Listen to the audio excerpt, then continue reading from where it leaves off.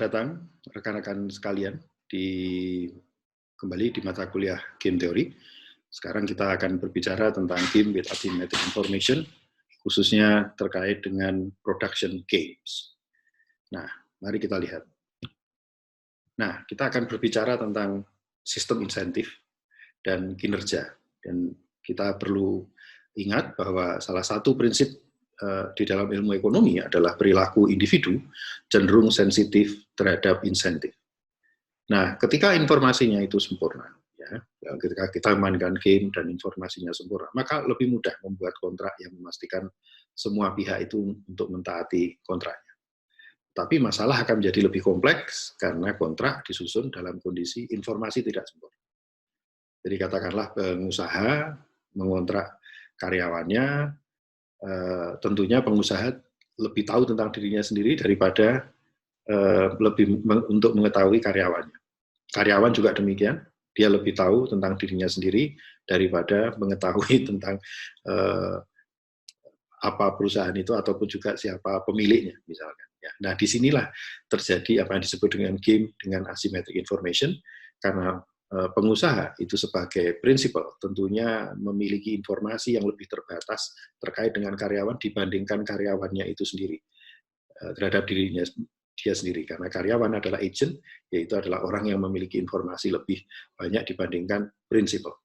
Nah, sekarang kita ingin melihat biasanya di dalam model di teori di dalam game teori itu diasumsikan orang memproduksi barang saja. Nah, ternyata antara memproduksi barang dengan jasa itu berbeda sebenarnya. Ya. Mari kita lihat. Jadi, seorang prinsipal atau pengusaha kira-kira akan fokus ke apa? Untuk melihat kinerja dari seorang stafnya tadi. Nah, biasanya mereka akan fokus pada effort. Ya. Kita mencari effort yang optimum. Di mana di sini QE itu adalah kuantitas produksi yang berbanding lurus dengan usaha. Jadi misalkan kalau kita yang mudah ya, kalau di Indonesia itu adalah buruh linting rokok itu. Kalau kita lihat itu kan kalau di YouTube itu biasanya cepat sekali. Cepat sekali. Jadi mungkin setengah detik itu jadi satu gitu. Ya. Dan di sana hitungannya biasanya per hari itu 1000 batang gitu. Itu minimum. Lebih dari itu baru mungkin ada bonus dan lain sebagainya. Nah, di mana di sini tadi kuantitas yang diproduksi ketahuan ya. Lalu upahnya bagaimana? Upah itu adalah WE di sini. Upah berbanding lurus dengan kemampuan pekerja memproduksi output. Nah, diasumsikan di sini ada E star, di mana E star itu lebih tinggi daripada E prime. Gitu. Di mana E star ini adalah tingkat usaha yang optimum dari yang bersangkutan. Nah, tetapi di sektor produksi itu ada perbedaan dengan sektor jasa. Kalau di sektor produksi kita hanya berbicara input, proses, output, di mana output itu adalah sama dengan outcome. Tetapi untuk sektor jasa itu hubungannya lebih kompleks, yaitu adalah input, proses, output, outcome, di mana outcome berbeda dengan output. Misalkan begini, kalau kita melihat ada orang yang pijat refleksi itu ya, orang pijat refleksi itu, maka kita bisa mengetahui bahwa outputnya apa? Outputnya yang ya berapa jumlah orang yang dipijat refleksi. Tetapi outcome-nya apa? Pertanyaan berikutnya adalah apakah yang bersangkutan akan puas enggak? Balik lagi enggak sebagai atau return customer enggak? Gitu ya. Sementara ketika memproduksi barang itu beda. Begitu barangnya tadi jadi, misalkan buat kuenya jadi ya sudah selesai. Ya itulah barangnya. Ya. Ini agak sedikit berbeda. Ya. Nah, di sini adalah apa yang terjadi ketika ada full information, ya. Jadi dari kontrak dengan menggunakan full information. Mari saya tunjukkan. Jadi bagaimana kaitannya dengan production game dalam full information. Jadi ini P itu adalah prinsipal menawarkan kontrak pada A itu adalah agent, dia berada di node A1, di mana di dalam node A1 itu ada pilihan, yaitu adalah menolak dengan probability 1 minus P, atau menerima dengan probability 1 minus P. Nah, kalau mereka menolak, maka tentunya pengusaha dapatnya apa? Dapatnya 0. Ya. Dan kemudian pekerja dapat apa? UR. UR itu adalah reservation utility. Reservation utility itu adalah kalau posisi di mana Anda mampu menolak suatu tawaran kontrak. Jadi misalkan, Mas mau jadi pekerjaan X misalkan, kemudian saya mengatakan, oh tidak. Nah, artinya apa? Reservation utility saya berarti lebih tinggi daripada berapapun gaji dan fasilitas yang diberikan di posisi tadi ya, lengkap dengan effort yang harus saya keluarkan misalkan. Nah, sekarang kalau diterima itu bagaimana? Diterima itu ada dua pilihan, yaitu adalah si pekerja tadi akan bekerja rajin dengan probability key, atau dia enak-enakan aja, malas. Nah, mari kita lihat apa yang terjadi ketika yang bersangkutan itu kemudian kerjanya rajin. Ya, kalau dia kerjanya rajin, maka di sana ada VQA star, itu adalah kira-kira dari sudut pengusaha ini, itu adalah berapa omset yang akan dia peroleh, karena ada barangnya, kemudian barangnya bisa dijual. Jadi itu adalah revenue, ya, revenue pengusaha. Dikurangi apa? Dikurangi dengan salary yang harus dikeluarkan atau upah yang harus dikeluarkan, yaitu adalah sebesar W merupakan fungsi dari E star. Ya, kalau yang bersangkutan tadi bekerja dengan effort yang optimum. Nah, lalu yang bagian yang kedua itu adalah milik dari pekerja. Ini pekerja akan dapat apa? Yaitu adalah utility, karena yang bersangkutan harus mengeluarkan satu effort A star, tetapi nantinya in return yang bersangkutan akan mendapatkan gaji sebesar WE star. Yeah. Nah, apa yang terjadi kalau ketika ini malas? Harus diingat bahwa ini adalah kalau ketika ini malas, maka bukan E star tapi kita pakai E prime yang itu lebih rendah daripada E star. Ya. Nah, kalau orangnya malas, maka sama, perusahaan akan mendapatkan omset sebesar VQA star, QA prime dikurangi biaya, yaitu biaya upah tadi, WE prime. Di sisi lain karyawan akan mendapatkan satu utility di mana dia harus spend effort sebesar E prime, dan kemudian dia akan mendapatkan upah itu adalah WE prime. Nah, ketika produksi itu adalah full information seperti ini, tentu mudah untuk menentukan ya bagi pengusaha, apakah ini orangnya rajin atau tidak, orangnya malas atau tidak. Karena full apa? Kenapa full information? Sehingga mudah sekali bagi pengusaha untuk menentukan berapa yang harus saya keluarkan, apakah saya akan meneruskan untuk meng-hire orang ini atau tidak, dan sebagainya. Itu mudah sekali bagi yang bersangkutan. Oke. Kita lanjutkan. Nah, sekarang dalam sifatnya full information tadi, mekanisme permainannya bagaimana? Jadi P atau principal menawarkan kontrak pada A, upahnya seperti itu. B merupakan fungsi dari Q, fungsi dari E.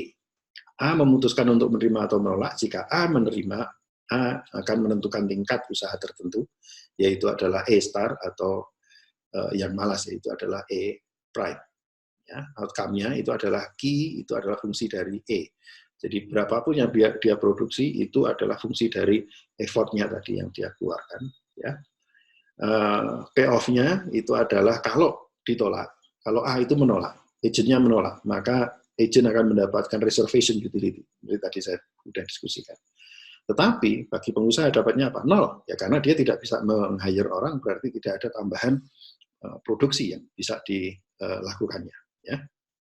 Nah, jika A menerima kontrak, maka tadi yang seperti sudah kita diskusikan tadi.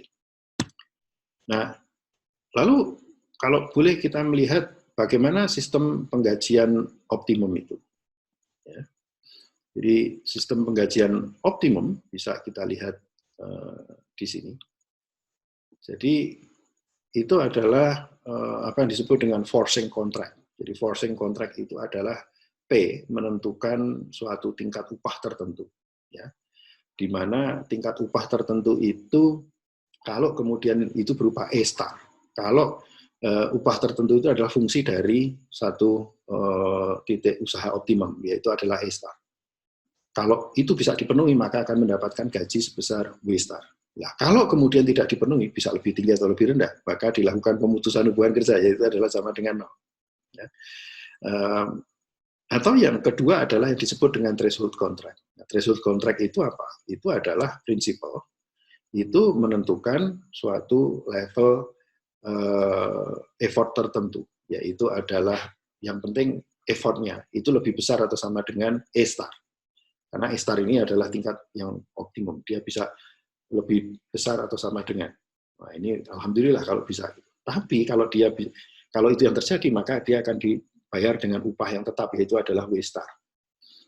Tapi kalau kemudian itu tidak memenuhi, upahnya tidak memenuhi, berarti akan sama dengan 0 atau dilakukan pemecatan, ya, pemutusan hubungan kerja. Alternatifnya itu adalah P menentukan upah, di mana upahnya itu polanya adalah menggunakan kayak persamaan regresi linier, yaitu adalah alfa plus beta E, di mana E itu adalah effortnya. Alfa itu apa? Alfa itu akan menunjukkan sebagai gaji pokok. Nah, ini nggak persis kayak di Indonesia ini kalau di ASN ya, gaji pokok. Tapi nanti kita akan diskusikan lebih lanjut apa perbedaan antara sistem ini dengan sistem penggajian bagi ASN di Indonesia. Itu beda. Ya. Nah, ketiga sistem penggajian di atas itu efektif selama perfect information. Maka mudah, karena apa? Output dan outcome akan ketahuan. Ya. Semuanya observable. Lah, indikator adalah usaha atau effortnya. Itu yang lebih penting sementara. Sementara di lapangan, nah ini yang jadi masalah. Secara teoritis kita bisa menggunakan usaha atau effort itu sebagai indikator. Tetapi fakta di lapangan tidak mudah untuk kemudian mengetahui tingkat usaha pekerja. Nah, ini akan, kalau ini produksinya itu adalah, kalau kita memproduksi barang, itu lebih mudah, lebih observable sebenarnya. Yang lebih susah itu adalah yang jasa. Karena di dalam jasa ini sistem insentifnya sebenarnya jauh lebih kompleks daripada untuk pekerja yang menyediakan produksi barang. Ya, daripada memproduksi jasa. Jasa itu lebih susah, lebih kompleks. Nah, mari kita lihat apa yang akan terjadi kalau gamenya ini kemudian kita buat sebagai asymmetric information. Dan kita menentukan upahnya itu adalah upah tetap, di mana di sini WH sama dengan WL sama dengan WF, yaitu adalah upah untuk orang yang punya produktivitas tinggi atau produktivitas rendah itu sama aja, yaitu adalah fix, ya, wages-nya itu fix, ya. Semua pekerja entah itu produk canggih, produktif atau enggak produktif, semua digaji sama, yaitu adalah WF. Nah, karena informasi sempurna, ya, kalau ini kita dalam kondisi sempurna, WF sama dengan WF. Kenapa? Ya, semua pekerja akan digaji rendah. Karena jika yang diterima rendah, maka tidak ada insentif bekerja untuk melakukan high effort. Sehingga mereka akan cenderung mengambil low effort. Sehingga Nash equilibrium-nya apa? Itu adalah low effort dan low wage. Ya. Nah, Nash equilibrium adalah pegawai digaji rendah dan pegawai cenderung memilih untuk memberikan usaha yang rendah atau malas. Ya, ini kalau dalam perfect information. Nah, sekarang apa yang akan terjadi kalau kemudian kita extend analisis kita itu dengan menggunakan asymmetric information. Jadi suppose ini ada nature, di mana nature bergerak untuk menentukan apakah yang bersangkutan itu terlahir sebagai orang yang rajin ataukah terlahir sebagai orang yang malas. Jadi ini ada probability orang menjadi terlahir sebagai rajin itu dengan probability P dan malas menjadi 1 minus P. Dan di sini ada garis-garis yang terputus-putus itu adalah menunjukkan bahwa antara A1 dan A2 itu berimbit. Artinya P itu tidak tahu ketika menawarkan kontrak. Yang bersangkutan tidak tahu apakah ini orangnya adalah yang jenis yang rajin atau jenis yang tidak rajin. Gitu. Nah, lalu ketika kontrak ini ditawarkan kemudian diterima, maka kemudian muncullah tergantung kemudian pada A3 ya, A3 atau A4. Jadi ini adalah agent. Nah, apa yang terjadi pada agent adalah seperti berikut. Jadi ini dia bisa pakai usaha tinggi atau usaha rendah. Jadi kalau usaha tinggi itu dia akan memilih E-nya itu adalah high, ya. Tetapi upahnya fix, jadi WF. Ya. Jadi dia boleh saja bekerjanya tinggi. Jadi kalau dia bekerja, kalau dengan sistem seperti ini, yang senang siapa? Yang senang adalah pengusahanya, karena omsetnya atau produksinya pasti tinggi, karena yang bersangkutan bekerja sangat rajin. Tetapi gajinya tetap saja, karena tadi upahnya itu tidak merupakan fungsi dari, bukan merupakan fungsi dari effort. Nah, lalu bagi staff itu yang dihadapkan adalah dia harus mengeluarkan effort sebesar EH, yaitu adalah high effort, tetapi upahnya tetap. Nah, kalau kemudian yang bersangkutan itu adalah jenisnya dia adalah orang yang malas atau usahanya rendah, kita bisa melihat di situ. Jadi akan muncul key itu E-nya apa? EL, low, tetapi dia digaji fix. Ya. Nah, hal yang sama juga terjadi kalau kemudian ini dia sampai di A2. Ya, kalau di A2 ini terima kontrak, setelah ini diterima, kemudian ini ada di sini ada usaha, pertanyaannya usahanya tinggi atau rendah. Nah, ini yang akan membedakan nanti. Ya, kita buat satu model di mana di sini ada upaya kalau orangnya malas tetapi usahanya tinggi, maka ada disutility di sini.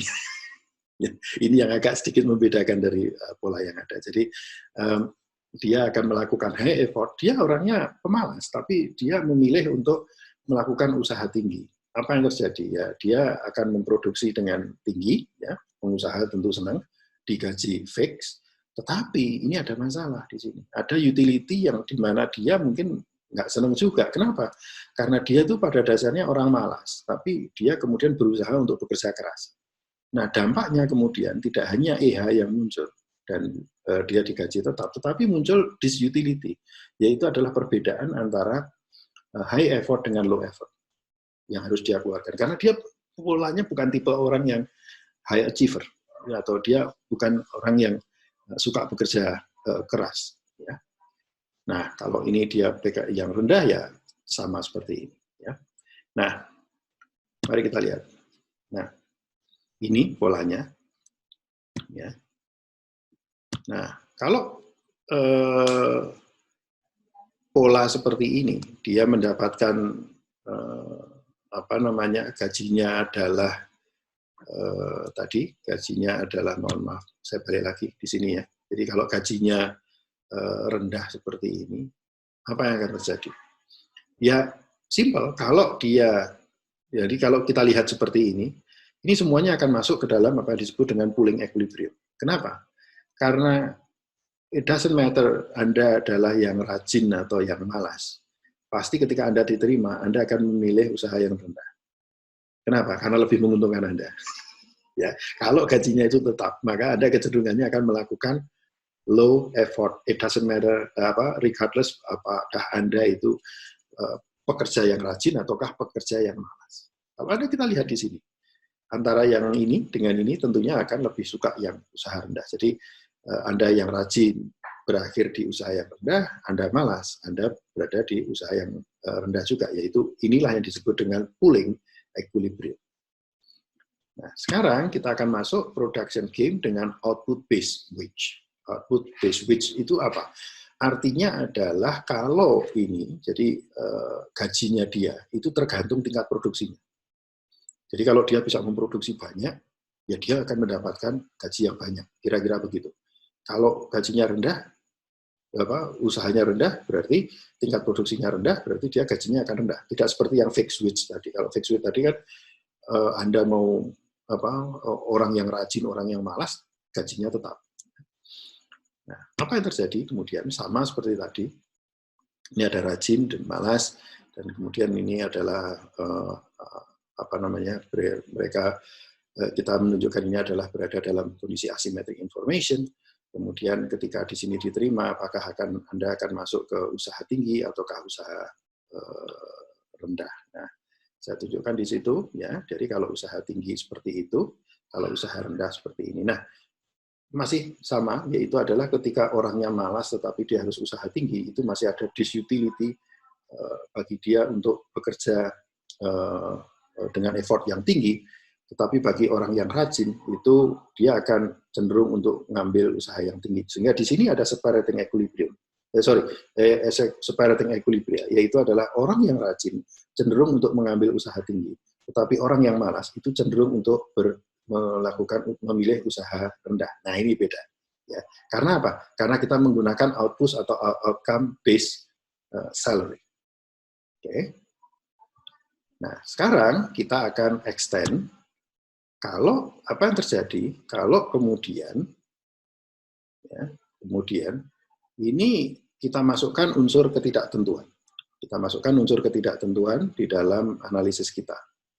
Nah, ketidaktentuan ini berdasarkan apa? Yaitu adalah adanya state of the world yang mungkin berubah. Ya. Jadi di game ini upah tidak saja ditentukan oleh usaha, namun juga state of the world yang mempengaruhi output. Bisa saja state of the world atau nature itu adalah misalkan perekonomian sedang boom atau krisis, atau sekarang ini sedang COVID atau tidak. Ini ada bencana alam, ya gunung meletus atau tidak, ya musim penghujan atau kemarau. Nah, sehingga bahwa state of the world tidak tetap dan state of the world mempengaruhi output. Ya, di situ ada theta, di mana theta adalah bagian dari bilangan real. Prinsipal menentukan wiki, namun fakta di lapangan menunjukkan bahwa key itu atau tingkat produksi itu tidak hanya ditentukan oleh effort, tetapi juga ditentukan oleh state of the world. Nah, artinya apa? Artinya adalah, kalaupun orang boleh saja dikenal sebagai orang pekerja keras, tapi kita kira-kira apakah produksi dia mampu menjual yang banyak kalau kemudian kondisinya COVID seperti sekarang ini, ya, resesi seperti sekarang ini, nah, susah. Ya. Tetapi ada pola lain, yaitu adalah misalkan dalam kondisi boom, perekonomian boom, orangnya ini kita punya CEO yang mungkin agak malas-malasan begitu. Tapi kok bisa jualnya tinggi? Lah ya bisa, karena apa? Karena dalam kondisi boom ada jual apapun ya laku, kan gitu ya. Kalau dalam kondisi krisis, orang bisa kerja macam-macam, keras apapun, belum tentu laku. Kenapa? Karena demand-nya juga nggak ada. Ya. Nah, ini yang menarik dari pola kita ini. Nah, bagaimana sistemnya?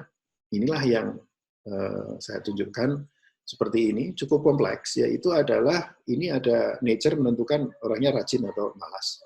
Lalu kemudian ada kontrak di antara mereka, kemudian orang akan menentukan apakah usaha tinggi atau rendah. Tetapi ketika orang melakukan usaha tinggi atau rendah itu nature itu bergerak. Jadi orang sudah menentukan dulu dia akan bekerja keras atau tidak, tapi kemudian nature-nya bergerak. Apakah itu akan boom ataukah krisis? Nah, ini masalah kemudian, ya. Seperti sekarang inilah, katakanlah Anda bekerja di perusahaan, ya. Katakanlah Anda adalah pekerja yang rajin, Anda adalah CEO yang rajin. Tetapi kemudian siapa yang pernah menyangka bahwa di bulan Maret kemarin tiba-tiba ada lockdown, ada PSBB, nah gitu ya.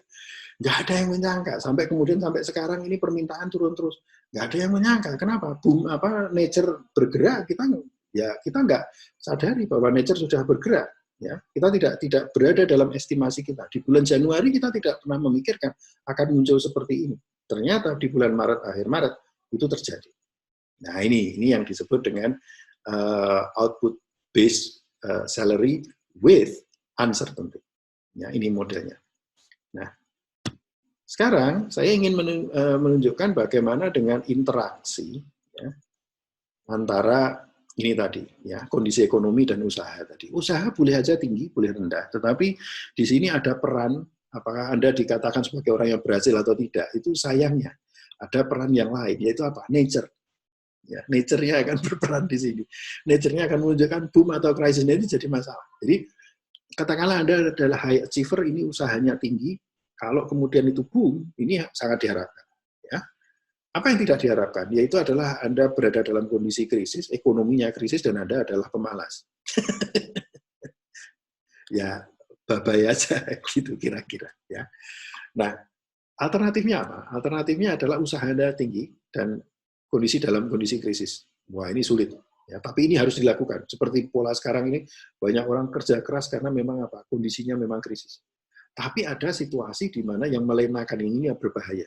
Ketika ekonominya boom, Anda bekerja kemudian seenaknya sendiri. Kenapa? Karena Anda berada di zona nyaman. Nah, ini yang perlu juga hati-hati untuk diperhatikan. Nah, jadi prinsip dalam kontrak apa? Jadi tadi kita melihat bahwa beda kontrak itu menyebabkan beda insentif. Ya. Beda kontrak itu menyebabkan beda insentif. Nah, ini adalah kontrak itu kira-kira adalah ini, kita memaksimumkan ini expected utility, yaitu adalah bahwa yang bersangkutan akan bekerja dengan suatu effort tertentu, tetapi given suatu state of the world tertentu, theta itu tadi. Dan di sana itu akan mendapatkan gaji senilai dengan setara dengan effortnya curly itu, tetapi juga masih ada aspek yaitu adalah state of the world. Nah, subject to apa ini? Subject to participation constraint, bahwa ketika saya sebagai staff ya, sebagai karyawan itu akan bekerja, itu kalau saya bisa melalui reservation utility saya. Saya akan menerima gaji itu dan saya akan bekerja itu kalau kemudian itu melewati reservation utility saya. Ya. Nah, yang kedua itu adalah harus memenuhi apa yang disebut dengan incentive compatibility constraint, yaitu adalah suatu prinsip di mana bagaimana insentif yang ada itu membuat pekerja, semua pekerja itu memiliki insentif untuk jujur kepada dirinya sendiri dan mengatakan kepada orang lain, inilah tipe saya. Jadi tadi yang rajin dia akan mengatakan, oh saya ikut karena saya memang yang rajin, gitu. Ya. Nah, kalau ini memang misalkan sistem insentifnya dibuka hanya untuk yang rajin, yang malas akan mengatakan, oh saya tidak mau ikut. Kenapa? Karena saya tidak pemalas. Saya nggak akan bagus di situ. Nah, itu sangat dimungkinkan. Ya, itu sangat dimungkinkan. Nah, ini jadi menggunakan participation constraint dan incentive compatibility. Ini sangat penting digunakan di dalam menyusun suatu kontrak. Oke. Nah, jadi participation constraint itu apa? Jadi reservation utility atau rasionalitas dari pemain. Kontrak hanya akan ditandatangani ketika insentif yang diperoleh dari kontrak itu melebihi reservation utility dari pemain. Ya. Reservation utility ini seringkali disebut juga sebagai opportunity cost. Jadi kalau opportunity cost dari gajinya itu lebih tinggi, jadi kalau gajinya itu bisa mengkompensasi reservation atau opportunity cost saya, ya sudah, saya akan terima kan gitu, karena saya dalam posisi yang menyenangkan. Nah, yang kedua, kita memiliki apa yang disebut dengan incentive compatibility constraint, yaitu adalah agen akan menerima kontrak dan memilih tingkat usaha atau effort yang optimum seperti yang diinginkan oleh prinsipal, karena sistem insentif yang berlaku mendorong dia untuk memilih tingkat usaha yang optimum yang sesuai dengan jenisnya dia. Ya, yang sesuai dengan karakter dia. Jadi dia bisa revealing, ini loh, saya itu orangnya pemalas, misalnya. Kalau saya pemalas, saya nggak akan apply pekerjaan yang susah-susah itu. Saya nggak mau gitu. Saya cari pekerjaan lain. Nah, ya, monggo saja. Nah, inilah yang terjadi dengan participation constraint dan incentive compatibility.